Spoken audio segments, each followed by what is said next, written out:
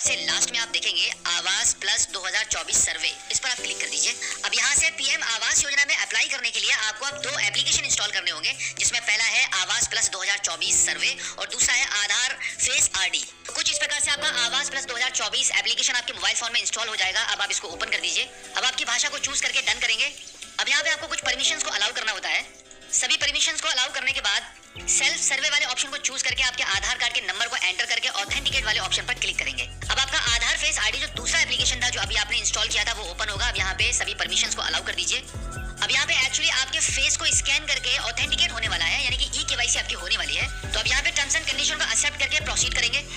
Proceed करने के बाद कुछ इस प्रकार से आपका मोबाइल का कैमरा ओपन हो जाएगा। अब यहाँ पे आपको आपका फेस क्लियरली स्कैन करना होगा। कुछ इस तरीके से आपका फेस स्कैन होने के बाद थोड़ा सा प्रोसेस करेगा। अब आप देखेंगे आपकी ई केवाईसी सक्सेसफुली हो चुकी है और यहाँ पे आपके आधार कार्ड की कुछ पर्सनल इन्फॉर्मेशन भी आपको शो कर रही है। अब आप इसको ओके कर दीजिए। अब यहाँ पर आपको 4 अंकों का एक पिन बनाना होगा। तो क्रिएट पिन में आपके मनपसंद 4 अंक को एंटर करेंगे और दोबारा से कंफर्म करके क्रिएट पिन वाले ऑप्शन पर क्लिक कर देंगे। अब इस पेज पर आपकी लोकेशन को सिलेक्ट करने के लिए आपका स्टेट, डिस्ट्रिक्ट, ब्लॉक, पंचायत और विलेज के नाम को सिलेक्ट करके प्रोसीड करेंगे। अब यहाँ पर एज पर आधार कार्ड आपका पूरा नाम एंटर करेंगे, यहाँ पे आधार नंबर एंटर करेंगे और यहाँ पे जॉब कार्ड का नंबर। अब इसके बाद यहाँ से जेंडर सेलेक्ट कर लेंगे एंड देन सोशल कैटेगरी में आपकी जो भी कास्ट है वो चूज कर लेंगे। अब यहाँ पे आपकी एज एंटर की जाएगी। मैरिटल स्टेटस पर क्लिक करके आप यहाँ पे अपना स्टेटस चूज कर लेंगे एंड देन यहाँ पे आप नेम ऑफ द फादर या हस्बैंड में से कोई एक ऑप्शन आपको चूज करना है। अब यहाँ पे आपका फादर नेम एंटर करेंगे, यहाँ पे मोबाइल नंबर एंटर कर देंगे। लिटरेसी वाले कॉलम पर क्लिक करके आपने जो भी एजुकेशन ली है उसके मुताबिक यहाँ से ऑप्शन को चूज कर लेंगे। अब आगे यहाँ पे ऑक्यूपेशन का कॉलम आ जाएगा, इस पर क्लिक करेंगे तो यहाँ पे काफी सारे ऑप्शंस आपको दिख रहे हैं। तो यहाँ पर हम अपने अकॉर्डिंग एग्रीकल्चर वाले ऑप्शन को चूज कर लेते हैं। अब यहाँ पे आपका अगला कॉलम आ जाता है नंबर ऑफ फैमिली मेंबर्स, यानी कि आपकी फैमिली में जितने भी मेंबर हैं उनके नंबर्स यहाँ पे आपको एंटर करने होंगे। जैसे कि हमने यहाँ पे 3 नंबर एंटर कर दिए हैं। अब अगले कॉलम में आप देखेंगे एनी मेंबर विद डिसेबिलिटी, अगर आपकी फैमिली में कोई भी विकलांग है तो आप यहाँ पे नो या यस में आंसर दे सकते हैं।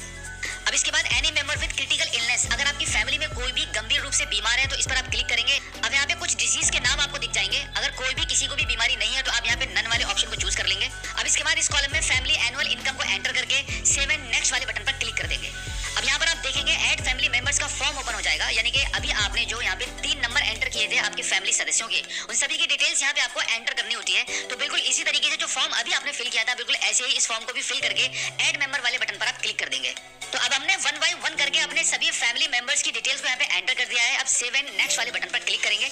अब यहाँ पर आपको आपके सभी फैमिली मेंबर्स में से बेनिफिशियरी सिलेक्ट करना होगा। तो यहाँ पे हम अपने बेनिफिशियरी को सिलेक्ट करने के बाद प्रोसीड कर देते हैं। अब यहाँ पर आपको आपकी बैंक डिटेल्स एंटर करनी होगी। तो बैंक की डिटेल्स को एंटर करने के लिए यहाँ पे आप देखेंगे पहले वाले ऑप्शन पर क्लिक करेंगे तो यहाँ पे आपको कॉमर्शियल बैंक्स वाले ऑप्शन पर क्लिक करना है। अब दूसरे वाले ऑप्शन पर क्लिक करने के बाद आपका जिस भी बैंक में अकाउंट है उस बैंक को आप यहाँ से चूज कर लेंगे। अब तीसरे वाले कॉलम पर क्लिक करके आपकी ब्रांच को यहाँ से चूज कर लेंगे। अब यहाँ पर आपके अकाउंट नंबर को एंटर करेंगे, उसके बाद दोबारा इस अकाउंट नंबर को यहाँ पे एंटर करके कंफर्म कर देंगे एंड देन यहाँ पे आपके बैंक अकाउंट में जो नाम है वो नाम यहाँ पे आप एंटर करेंगे, उसके बाद नेक्स्ट कर देंगे। अब यहाँ पर आपसे कुछ सवाल पूछे जाएंगे जिनका आंसर आपको हाँ या ना में देना होगा, जिसमें सबसे पहला सवाल रहेगा कि सर्वेक्षण किए जा रहे घर का स्वामित्व, यानी कि आप जिस घर में रह रहे हैं वो किराए का है या आपका खुद का है। तो आप आपके मुताबिक यहाँ पे आंसर को चूज कर लेंगे। तो बिल्कुल इसी प्रकार से सभी सवालों का जवाब आपको यहाँ पे सिलेक्ट करके दे देना है, जो कि काफी आसान है। अब इसके बाद यहाँ पे सहेजो और आगे वाले ऑप्शन पर क्लिक कर देंगे। अब यहाँ पर आप देखेंगे यहाँ पे लिखा हुआ आ चुका है कि पुराने घर की छवि कैप्चर करें। यहाँ पर आप जो बॉक्स बना हुआ देख रहे हैं इस पर क्लिक करेंगे तो आपके मोबाइल फोन का कैमरा ओपन हो जाएगा। अब आपका जो घर है उसका फोटो यहाँ पे आपको कैप्चर करना होगा। फोटो कुछ इस तरीके से कैप्चर करेंगे कि आपके घर से बाहर आकर पूरे घर का फ्रंट का फोटो यहाँ पे आप कैप्चर करने के बाद रिमार्क में आपको यहाँ पे थोड़ा सा कुछ लिख देना होगा और उसके बाद सेव एंड नेक्स्ट वाले बटन पर क्लिक कर देंगे। अब अगला ऑप्शन आपका आ जाता है कि आपके घर के अंदर जितना भी एरिया जो बना हुआ नहीं है, जो आपको बनवाना है, उसका इमेज आपको यहाँ पे कैप्चर करना होगा। तो इस बॉक्स पर आप क्लिक करेंगे और यहाँ से आपकी फोटो को आप कैप्चर कर लेंगे। फोटो कैप्चर करने के बाद ऐड रिमार्क में फिर से कुछ लिखेंगे और सेव नेक्स्ट वाले बटन पर क्लिक कर देंगे।